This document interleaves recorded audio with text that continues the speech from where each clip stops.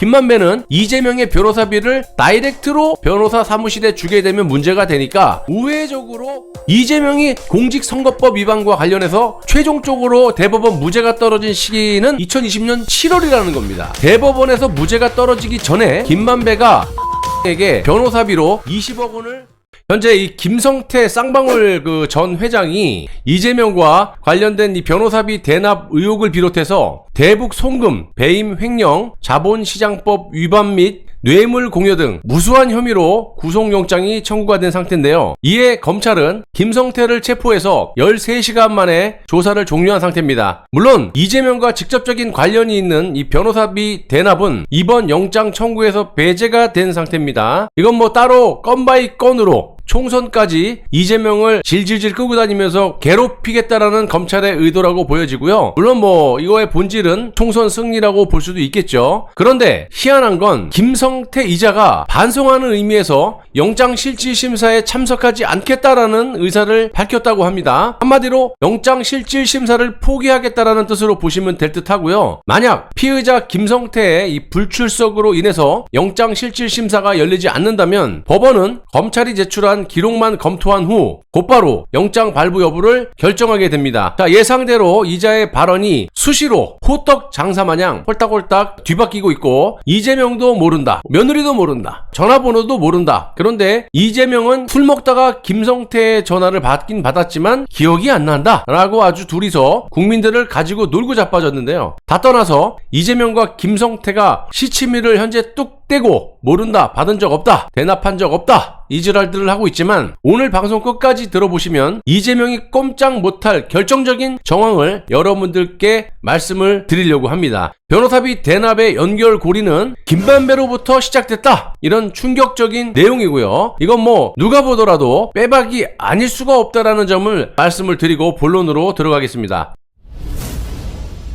핵심은 김성태와 이재명을 엮기 위한 연결고리를 찾기 위함이 아니겠어요? 그래서 검찰은 쌍방울이 200억 원의 시비, 즉 전환사채를 발행한 것과 이재명의 변호사비 대납의 연결고리를 찾기 위해서 노력하고 있다라는 겁니다. 검찰의 주장은 전환사채를 발행하고 그 과정에서 비자금으로 수십억 원을 조성해가지고 이재명의 변호사비를 대납했을 것이다, 이렇게 검찰은 추정하고 있는 것이고요. 이재명과 쌍방울 간의 변호사비 대납 의혹과 관련해서 검찰은 작년 9월경에 이재명과 쌍방울 전환사채 변호사비 대납 가능성이 있는 것으로 봤지만 당시만 해도 증거를 찾지 못했던 것 같습니다. 그런데 이번에 김성태를 각종 의혹으로 체포를 하고 구속영장을 치면서 이 변호사비 대납을 입증하려고 하지 않습니까? 솔직히 박근혜 대통령 때도 그랬지만 검찰이 마음만 먹으면 얼마든지 김성태를 뭐 협박, 회유 또는 위증교사 등으로 얼마든지 이재명과 엮을 수 있다고 보고 있는 거예요. 상식적으로 김성태의 여러 범죄 혐의만 보시더라도 저자의 나이를 고려했을 때 한 50대니까 종신형에 가까운 형량을 부형할 수 있지 않겠습니까? 얼마든지 가능하죠. 거기에다가 이번에 김성태가 뭐 자기는 뭐 단독으로 북한 대정원이에게 에르메스라는 명품 말 안장과 롤렉스 시계 그리고 수십억 원의 공작금까지 갖다 바치는 등 국가보안법이 충분히 적용될 만한 짓거리까지 했고 또 터져 나오면서 검찰이 김성태를 구워 삼을 수 있는 루트는 무궁무진해졌다, 이렇게 보고 있는 겁니다. 일단 김성태는 두 차례에 걸쳐서 200억 원 정도의 전환사채를 발행을 했고요. 이 과정에서 20억 원의 비자금을 조성해서 이재명의 변호사비를 대납해줬다라는 검찰의 논리만으로도 충분히 엮을 수 있어 보이긴 하지만 만약 이게 사실이 아니더라도 많은 혐의를 가지고 사실상 종신형을 부형할 수 있는 검찰이 김성태를 얼마든지 구워 삼을 수 있는 것이고 김성태 역시 자기 본인의 앞날을 위해서 사회에서 사기를 치려면 감형을 좀 받아야 되지 않겠습니까? 본인을 위해서라도 있는 말 없는 말을 지어서 검찰에 협조를 할 수 있다라는 겁니다. 예를 들어서 안종범을 보세요. 지 혼자 살겠다라고 현직 대통령의 조남을 팔아가지고 재단 출연금을 요청했다, 이렇게 박근혜 대통령에게 그 죄를 홀라당 다 뒤집어 씌우지 않았습니까? 검찰하고 특검하고 협조를 해서 공모를 해서. 그뿐입니까? 있지도 않은 사실을 묵시적 암묵적이라고 하면서 이 또한 죄를 박근혜 대통령에게 뒤집어 씌웠었습니다. 그러니까 죄가 없는 사람도 이런 말도 안 되는 수사 방식으로 인해 조작 날조로 탄핵 구속을 시켜버렸는데 김성태의 범죄 행위는 드러난 것만 해도 종신형에 가깝고 현재 이제 검찰의 논리만으로도 충분히 이재명과 엮어버릴 수 있다라는 이야기가 된다라는 말씀입니다. 실제로 김성태는 지난 17일 현지 공항에서 취재진들과 이런 말을 했다고 해요. 전환사채로 무슨 놈의 비자금을 만들 수가 있겠느냐 이러면서 자신의 혐의를 부인을 했었지만 수사팀은 이미 쌍방울과 관계자 임직원 등을 조사해서 CB 그러니까 전환사채를 발행하고 유통 과정에서 김성태의 지시로 허위 공시가 이뤄진 정황들을 포착한 상태라는 거예요. 이걸 검찰에서 입증을 해낸다면 말할 것도 없이 이재명은 끝장날 것이고 그 반대로 입증을 하지 못한다면 이재명의 역공을 맞을 수가 있다. 뭐 이런 말도 나오긴 하지만 저는 그렇게 생각 안 해요.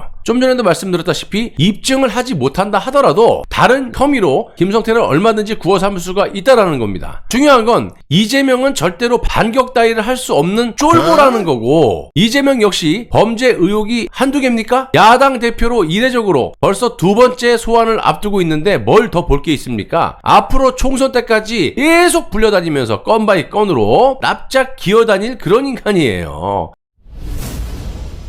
자, 여기서부터 오늘의 하이라이트입니다. 귀를 쫑긋 세우시고 들어보시기 바랍니다. 아시다시피 김만배는 일개 기자 출신이에요. 이런 김만배를 누가 키워줬습니까? 바로 이재명이죠. 이미 김만배는 2020년 2월 최우양이라는 사람에게 20억 원을 송금을 했고 같은 해 6월 최우양의 회사에 30억 원을 투자하는 등 여러 차례에 걸쳐서 대규모 자금이 오간 정황을 검찰이 포착했다라는 사실이에요. 최우양이라는 사람을 잘 보셔야 돼요. 이 사람을 통해서 지금 이재명의 비자금 대납이 이루어졌을 거라는 이야기를 하고 싶은 겁니다. 자, 여기서 30억 원은 최우양의 회사에 투자를 했다 치더라도 20억 원을 별도로 송금했다라는 점이 매우 의심이 된다는 말씀입니다. 자, 여기서부터 중요합니다. 김만배는 검찰 조사에서 최우양을 통해서 김성태를 알게 됐고 전화통화까지 하는 사이다. 김성태는 호남 출신 종북 주사파 깡패죠. 쌍방울 회장. 최우양 역시 호남, 목포를 기반으로 둔 조폭 조직에서 활동을 한 사람입니다. 2000년 중반까지 조폭 생활을 하다가 2013년에 김성태 회사, 즉 쌍방울 부회장으로 임명이 된 거예요. 최우양은 목포 새마을파 일원이었고 추후 서울로 올라와서 동양 조폭과 힘을 합쳐가지고 연합 새마을파를 결성을 하고 수도권 일대 유흥업소를 장악한 바 있는 조폭입니다. 그리고 깜빵 생활을 하게 되는데 최우양은 깜빵에서 영어를 배웠다라고 해요. 그리고 출소 후 김성태와 가까워졌다라고 합니다.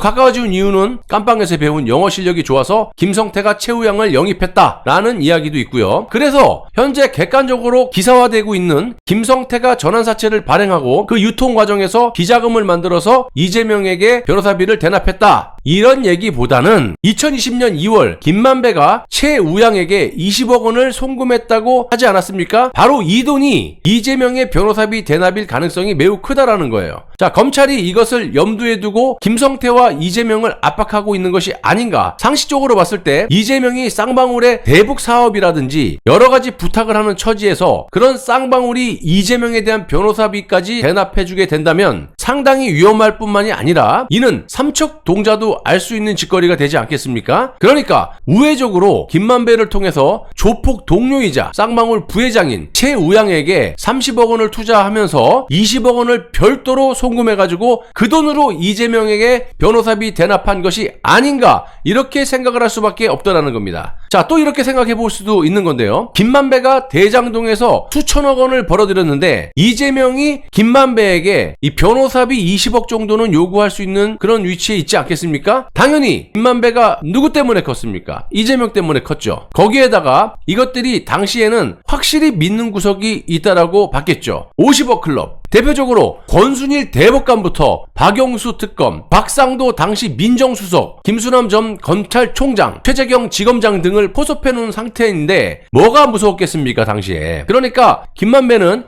이재명의 변호사비를 다이렉트로 변호사 사무실에 주게 되면 문제가 되니까 우회적으로 최우양에게 20억 원을 송금해주고 서두에도 말씀드렸다시피 김만배, 김성태, 최우양은 서로 모를 수가 없는 사이고 이재명과 김성태는 가까운 관계라는 쌍방울 전 비서실장의 법정 진술까지 나온 상태라는 겁니다. 전 비서실장 A씨는 김성태가 회장으로 재직했던 2019년부터 2020년까지 쌍방울 그룹의 비서실장을 맡았고요. 쌍방울이 대북 지원 사업을 추진할 당시 사업 제안서 작성 등을 담당했을 만큼 매우 중요한 인물로 알려져 있습니다. 자, 이날 검찰은 A씨의 검찰 진술 조서를 제시하면서 증인은 당시 조사에서 김성태 회장, 강용철 부회장, 이재명 경기지사, 이화영 경기도 평화부지사가 가까운 관계였던 것을 알고 있느냐? 그게 맞느냐라는 질문에 네라고 답변을 했는데, 여러분, 김성태는 이재명도 모르고 며느리도 모르고 전화번호도 모른다라고 오리발을 내밀었었죠. 이재명 역시 지난 13일 유튜브 라이브를 통해 가지고 저는 김성태라는 분의 얼굴도 본 적이 없습니다, 이렇게 아가리를 턴 적이 있습니다. 그런데 오늘 술 먹다가 김성태의 전화를 받긴 했지만 기억이 안 난다, 이렇게 또 말이 또 바뀌어요. 솔직히 직접 만나지 않았더라도 변호사비 대납에 대한 검찰의 논리 정황 진술은 절대 피해가지 못할 것으로 보인다는 것이고요. 결론을 내려보자면 김만배는 2020년 2월 조폭 출신 쌍방울 부회장 최우양에게 20억 원을 송금하고 같은 해 6월 최우양의 회사에 30억 원을 투자하는 등 여러 차례에 걸쳐 대규모 자금이 오간 정황, 그리고 최우양과 김성태와의 관계, 시기를 한번 잘 보세요. 김만배가 최우양에게 20억 원을 송금해준 시기가 2020년 2월입니다. 그러면 이재명이 공직선거법 위반과 관련해서 최종적으로 대법원 무죄가 떨어진 시기는 언제입니까? 바로 같은 해 2020년 7월이라는 겁니다. 그러니까 대법원에서 무죄가 떨어지기 전에 김만배가 최우양에게 변호사비로 20억 원을 송금했을 가능성이 매우 크다 이겁니다. 타이밍이 절묘하죠. 한마디로 검찰은 전환사채니 뭐니 이딴 거 이런 거 하지 말고 시간 버리지 말고 이런 관점에서 봤을 때 김만배와 최우양을 집중적으로 파고들어야 조금 더 쉬운 수사가 될 것이다, 이렇게 말씀드릴 수가 있겠습니다. 당연히 검찰도 이것도 염두에 두고 다 수사를 하고 있을 거라고 저는 믿고 있고요.